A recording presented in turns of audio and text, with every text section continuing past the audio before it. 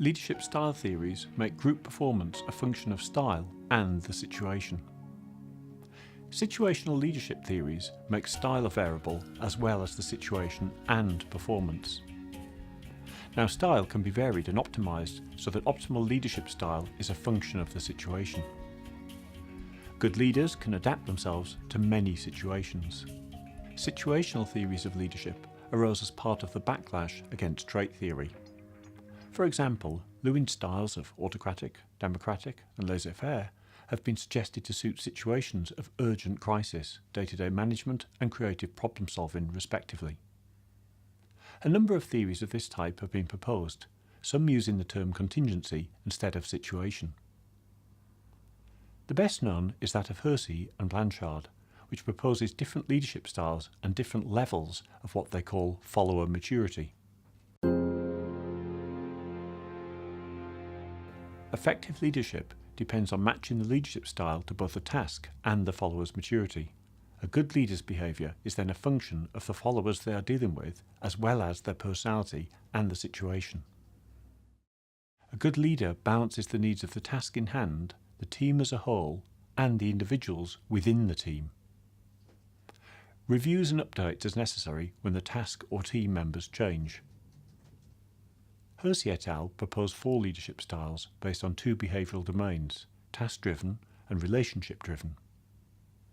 Given the 4 styles of selling, participating, telling and delegating. None of these styles is thought to be the best for all situations. Good leaders are capable of adapting their style to different situations.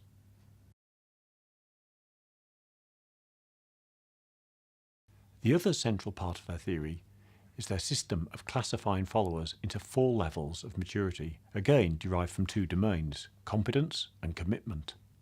They range from the unwilling and incompetent, M1, to the competent and committed, M4.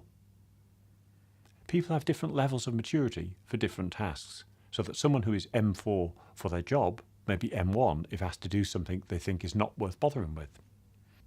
Eric Berne developed the idea of transaction analysis in interpersonal dealings.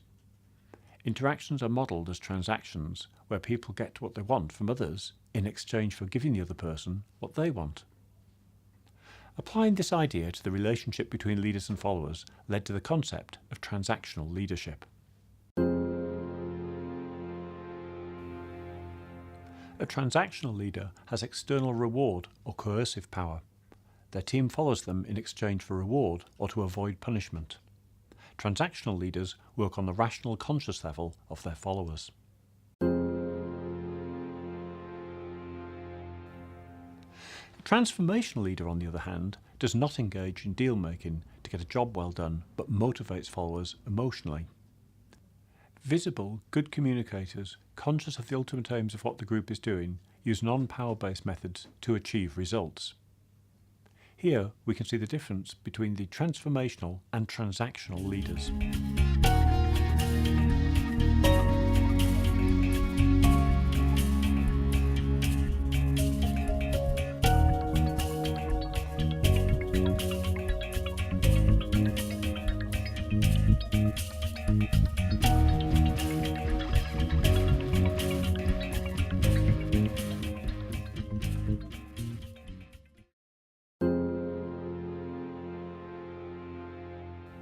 A toxic leader is one who leaves a group or organisation worse off than they found it.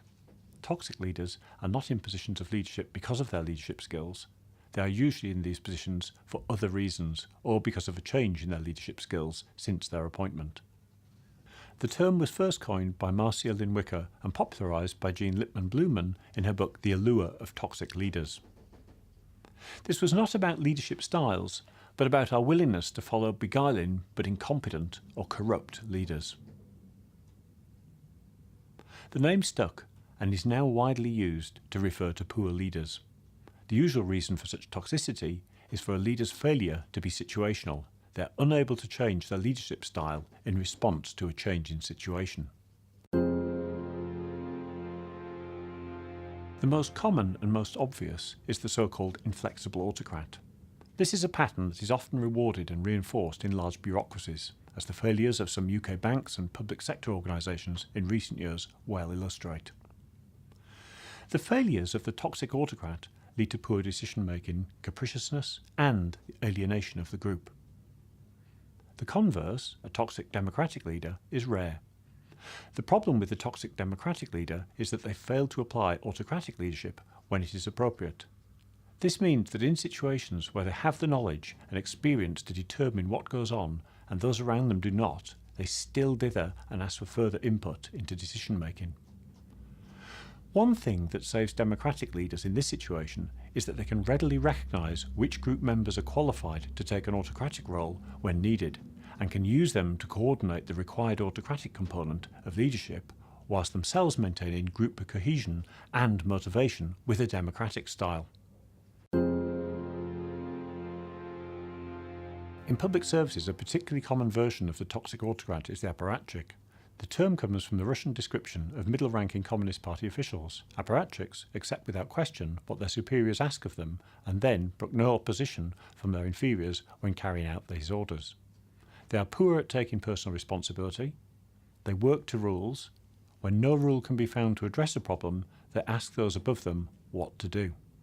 Consequently, they appear as compliant but needy and unimaginative functionaries to their superiors and as inflexible, pedantic autocrats to their inferiors. Working under an apparatchik is of course no fun, but the real danger to an organisation is in converting the two-way discourse between frontline staff and senior management into a one-way, autocratic communication channel. Two-way discourse provides the feedback essential for optimum effectiveness, especially in an organisation like the NHS, where efficiency is otherwise difficult to measure directly. Apparatchiks are common where leaders are appointed by those above them. The inverse apparatchik is unshakably cynical about people above them in the command structure, believing them to be incompetent, self-serving, and corrupt. They see themselves and those below them as dutiful, competent, downtrodden, and exploited, and they vigorously defend the interests of their colleagues, subordinates, or patients. They may also have strongly held political views on economic and class divides in society. The problem is that they cannot, or will not, see issues from the strategic point of view of their more senior leaders. When they succeed in their parochial aims, they can seriously undermine or even ruin the organisation. Inverse apparatchiks are common where leaders are elected by those below them.